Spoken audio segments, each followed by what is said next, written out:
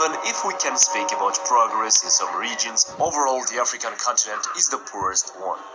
I don't know about you, but I ask myself, why? Why is this continent so poor? This prosperity of the advanced countries. Okay? And Africa had a role to play. It has a role as a raw material producer. We will not allow sub-Saharan Africa to escape that. Okay, we do everything to keep sub-Saharan Africa where it is, also impoverished. It's absolutely vital for the prosperity of everyone else. So let's get clear. I remember there was a time in my life when I had almost nothing. And I mean almost nothing except for home.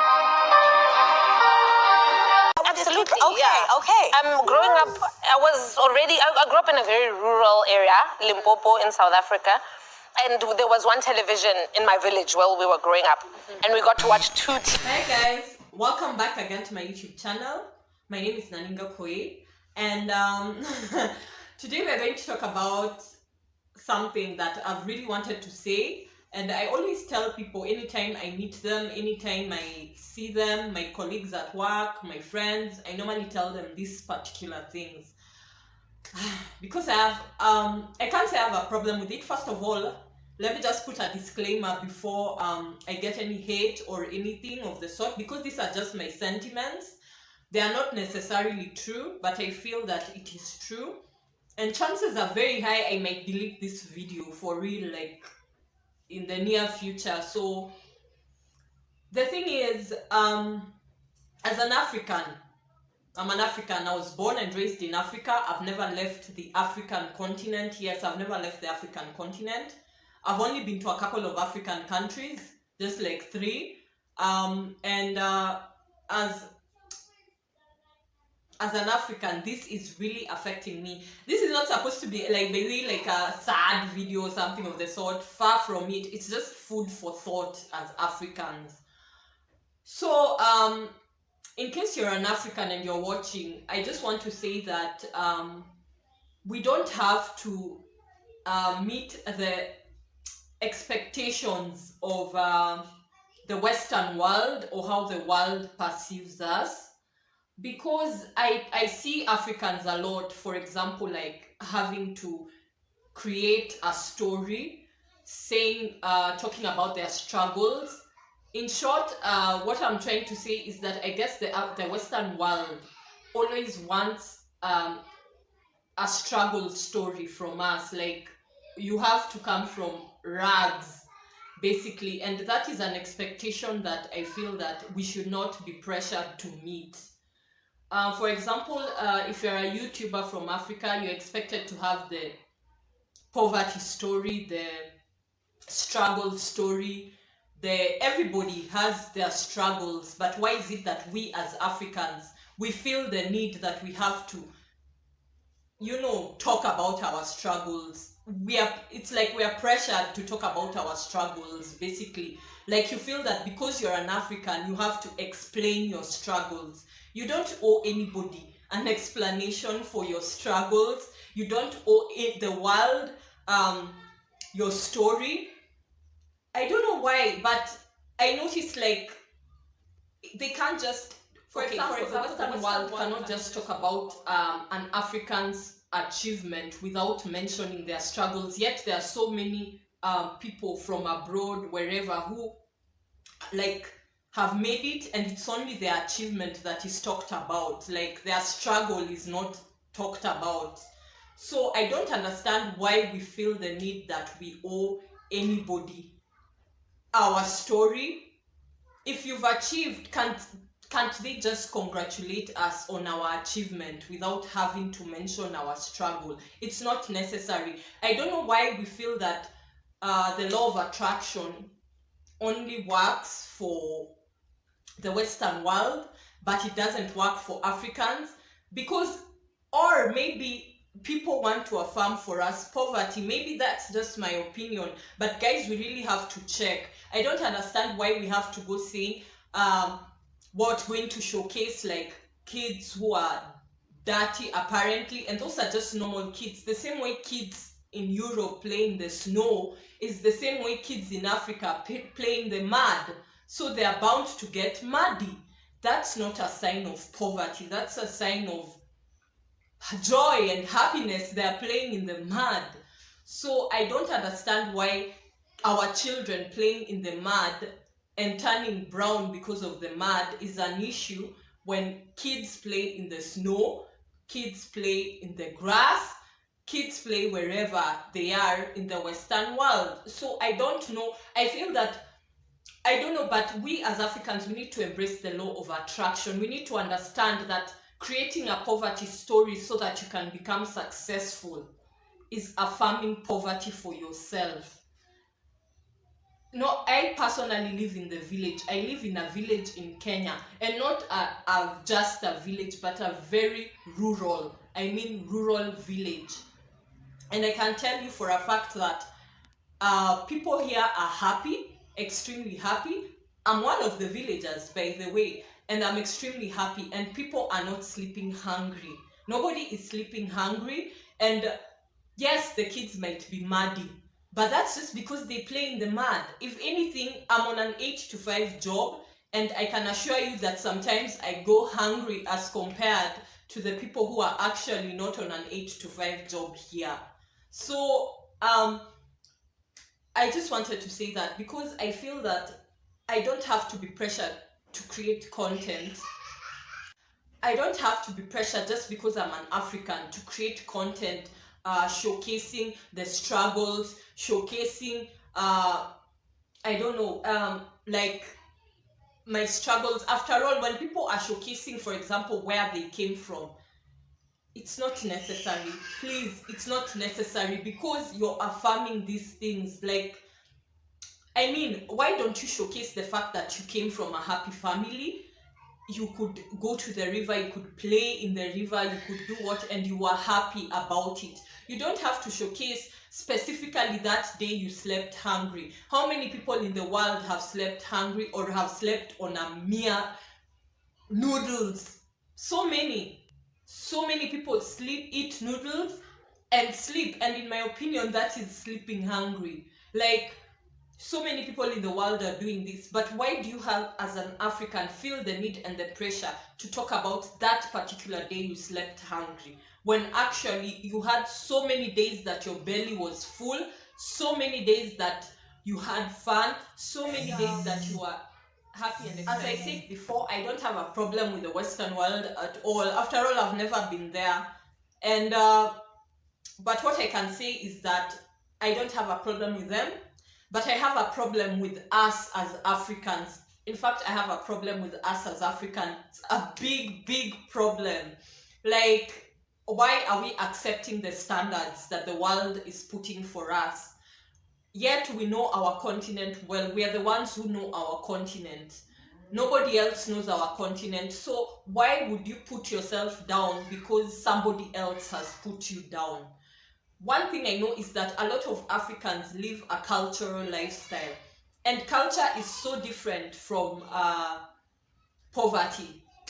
Culture is extremely different from poverty. I could have $1 million, and what I will invest in Africa, for example, if I'm a cultural person in Africa, some of us lost our culture a long time ago because when the colonial superpowers came, they beat the culture out of us. But so some of us lost it, but those of us who choose to continue and maintain the culture might not invest $1 million the same way that a person in America or in Europe would invest, because originally Africans were not capitalists at all. We were not entrepreneurs. We believed in helping our neighbor. We believed in working as a community, and we believed in living as a community, if you know what I mean, the opposite of capitalism, which I won't mention. So basically that's what we were. And I know this is a fashion and beauty channel, that's why I say this was actually supposed to be a motivational video. I guess it came out a bit like a complaining video. I'm sorry guys, but I just wanted to let you guys know that we do not have to let's be our own man. We do not have to stoop to the standards that people are expecting of us. I know that for a fact we are working hard, especially countries like Kenya, where I'm from. People are not sleeping. We are very hardworking people, and I'm not putting out this video to please anybody or to tell anybody that I am better than what they think I am. I know myself as an African, and I know so many Africans would back me up. So you as an African, if you're watching this, you do not have to stoop to the Western ideals. You do not have to create a struggle story. Nobody, even if somebody wants to hear that struggle story, if the law of attraction is real, you don't have to create that struggle story. Focus on what was good in your life and be grateful for what you have to have a struggle story. Just be yourself. If people don't like you for who you are, that's another story. And I know so many people, unfortunately, I don't know if this will be a controversial topic. I won't mention, no, I'm not going to mention that because it might bring issues. But I know so many people are making a lot of money from the struggle stories of Africa. That's why they do not want it to end. Yeah, so that's just all I'm going to say. Some people don't want African struggles to end, and some even create struggles that ended a long time ago, just so that they can continue enriching themselves. So culture, what I noticed is that a lot of people confuse culture with poverty, and that's very wrong. Me building a mud house does not mean that I'm sleeping hungry. That was our culture. And I have, in case you're wondering about this look, this is a wig that I converted into, what is it called? Into this extension. Yes, it's a wig that I converted into an extension, in case you're interested in that. As I say, this is a fashion and beauty and lifestyle channel, and I normally post 3 times a day. Not 3 times a day, my goodness, who has that time? I normally post 3 times a week, which is Monday, Wednesday, and Friday. And I hope that if you've watched this video, I hope that you've gotten anything. But those are just my sentiments. As I said, I've never left Africa, but I can assure you that we as Africans, we should just stop taking and maintaining the standards that are expected of us. We are basically maintaining the standards that are expected of us whenever we create a narrative about a struggle. And then some of us even just like put normal struggles and create a sad, extremely bad, sad narrative, forgetting all the good things that, you know, the world, God, the universe, whatever you call him, has given us. Just because we want to satisfy Western media ideals, just because we want money, just because we want donations, just because we want handouts, we don't need to affirm and maintain those standards. I remember I once got a comment on my video called African Epidemic. I'm going to link it up here. It was a video that I borrowed an idea from a certain YouTuber who lives abroad. She was talking about, explaining the past, the epidemic to my past self. So I did like an African version. I just called it African version, but of course it doesn't reflect the entire Africa. So, and I got a comment, and that person didn't know that I read that comment, because that comment was actually deleted. I don't know whether it was deleted by the person or it was deleted by YouTube. I'm not sure, but I read it before it was deleted, and the person was saying, why do you as Africans, I don't know whether it was an American who wrote it, a black person who wrote it, I don't know, but it was written, it was written, I hate Africans who try to talk like Britons. And in my head, I thought, I don't even have a British accent. I've never even left the African continent. The only English I know is the one I was taught in school, and maybe from watching a few movies. And most movies are actually made in Hollywood. They're not even made in the UK. And I really wondered, like, why somebody would write such a comment that they hate Africans who try to talk like British, and yet my accent is just a Kenyan accent. Even you as the viewer, you can just hear this is just an African accent, a Kenyan accent actually. Like, I didn't understand that statement, and it really got me thinking, like, first of all, why would people beat the hell out of people to stop their culture, their way of life, and then after they've beat the hell out of them, they come back and tell you like you're supposed to have your culture and your way of life. So it's really confusing. But anyway, as an African, I just want to tell you, if you're watching, and also if you're not an African, just be who you are. You don't have to create a story of what society is expecting you to be.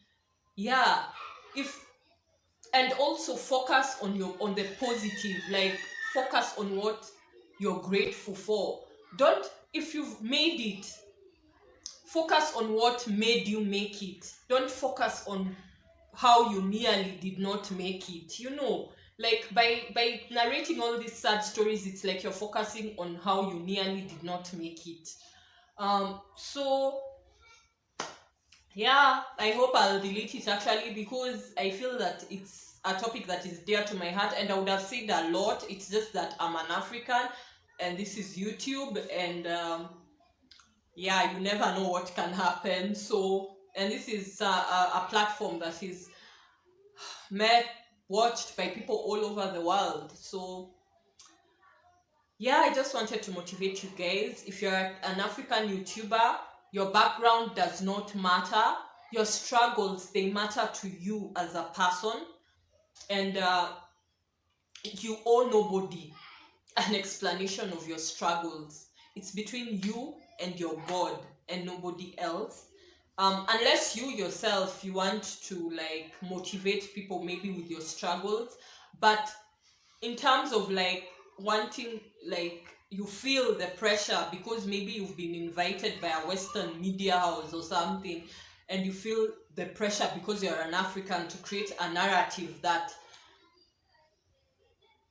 you have to explain what you went through, you have to explain your trauma, you have to explain what everybody has trauma in this world, and you owe nobody an explanation. So anyway, people, take care. That's my kid playing with his friends out there. So in case you're hearing so much noise, you just have to forgive me for that. I'll soon be having a microphone. Probably the next video I'll be doing with a microphone. Not this week, the other week, yeah. And again, thanks for watching, and I'll see you in my next video. If you haven't yet subscribed, I'm not always dull and sad and boring, no. Sometimes the blues hit you. Yeah, so I'll see you in my next video. Bye. Cheers.